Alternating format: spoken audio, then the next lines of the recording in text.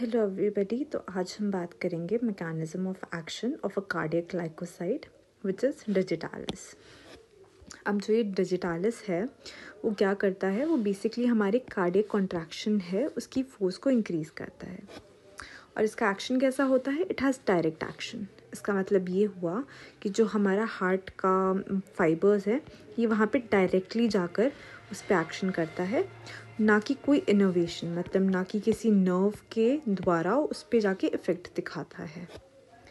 तो अब इससे हमारा बेनिफिट क्या हुआ कि सपोजिंग अगर हम किसी नर्व के ऊपर जो रिसेप्टर्स हैं अगर उसके ब्लॉकर्स को दे देते हैं तो उससे ये हमारे डिजिटालिस के एक्शन पे कोई सच असर आएगा नहीं। अब देखिए जो हमारी केडीटी किताब है उसमें हमारे पास ये डायग्राम दे रखा है। अब इस डायग्राम को हम थोड़ा अनकॉम्प्लिकेटेड करके देखते हैं कि हमें इससे क्या समझना है।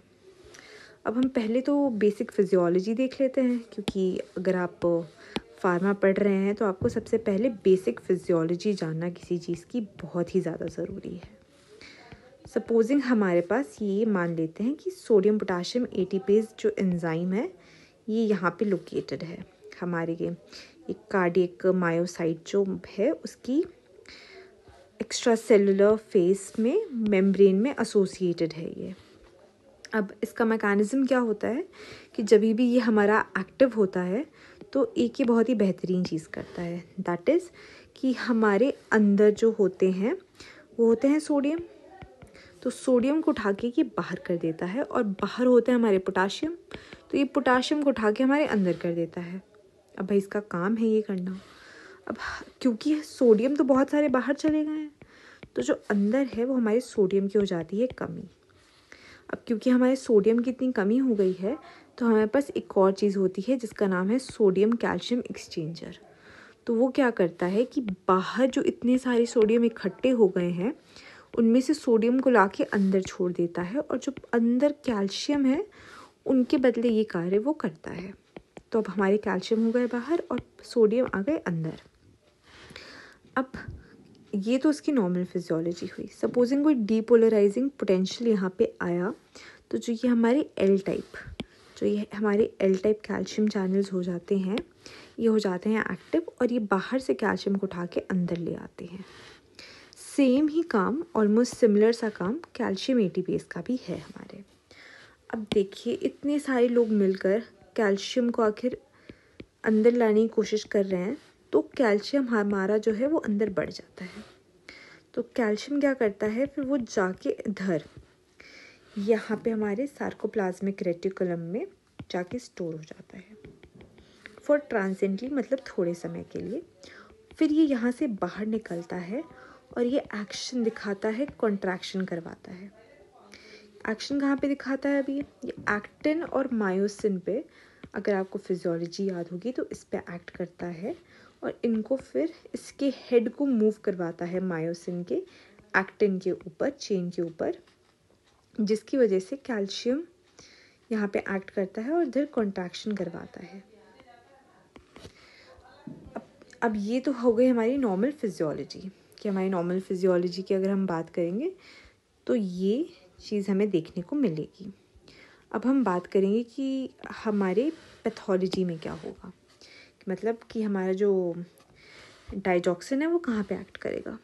तो हमारा जो डाइजॉक्सिन है वो यहाँ पे इस जगह पे आके एक्स्ट्रा सेलुलर फेस पे आके एक्ट करता है सोडियम पोटाशियम एटीपेज के।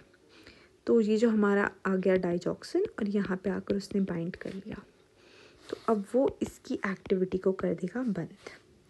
तो अब हो गई एक्टिविटी बंद, तो ना कोई सोडियम बाहर जा पाएगा ना कोई पोटाशियम अंदर आ पाएगा। तो इसकी वजह से जो हमारे सोडियम है वो तो बहुत सारे अंदर आ जाएंगे। अब क्योंकि इतने सारे सोडियम अंदर हैं तो फिर इसके काम करने की कोई ज़रूरत ही नहीं है, तो अब हमारा कोई भी कैल्शियम बाहर नहीं जाएगा सोडियम के बदले। तो अभी इसकी वजह से खूब सारा कैल्शियम हमारा सेल के अंदर इकट्ठा हो जाएगा, that is intracellularly the calcium increases. अब सपोजिंग इधर भी कोई डीपोलराइजिंग कोई पोटेंशियल आया तो ये एल टाइप फिर से एक्टिवेट हो गए और कैल्शियम फिर से अंदर आ गया। सिमिलरली इसके साथ हुआ। अब इतना सारा कैल्शियम हमारा अंदर तो आ चुका है, तो अब ये फिर हमारा एसआर में भी जाएगा और फिर यहाँ से निकलेगा भी, और उसके बाद फिर एक कॉन्ट्रैक्शन के लिए अब देखो इतना सारा कैल्शियम अवेलेबल हो गया है, तो यहाँ पे हमारे कॉन्ट्रैक्शन की जो फोर्स है वो बहुत ज़्यादा इंक्रीज़ हो जाएगी, क्योंकि इतना सारा कैल्शियम अब हमारे पास है ऑलरेडी। अगर आपको ये बात अब ढंग से समझ आई तो अब एक और हमारे पास सवाल है कि वाई द आयनोट्रोपिक इफ़ेक्ट। आयनोट्रोपिक मतलब जो हमारा कॉन्ट्रैक्टिलिटी इंक्रीज़ करने का इफ़ेक्ट है डिजिटालिस का, वो इतनी घंटों बाद क्यों आता है, भले चाहे हम उसे आईवी दे दें। अब देखिए जो आईवी है हमारा, वो तो एक हमारा पैरेंटल रूट हो गया, जिसकी वजह से जो हमारा फर्स्ट पास्ट मेटाबॉलिज्म है ये तो स्किप हो गया, तो मतलब इसका इफ़ेक्ट तो क्विकली आना चाहिए ना, बट ऐसा देखने को नहीं मिलता है। चलिए देखते हैं ऐसा क्यों होता है। पहला जो समय हमारा गया वो बाइंडिंग ऑफ ग्लाइकोसाइड जो है वो पोटाशियम और सोडियम और पोटाशियम एटीपीएस से बहुत धीरे धीरे होती है, बहुत ही समय लेता है वो उससे जुड़ने में।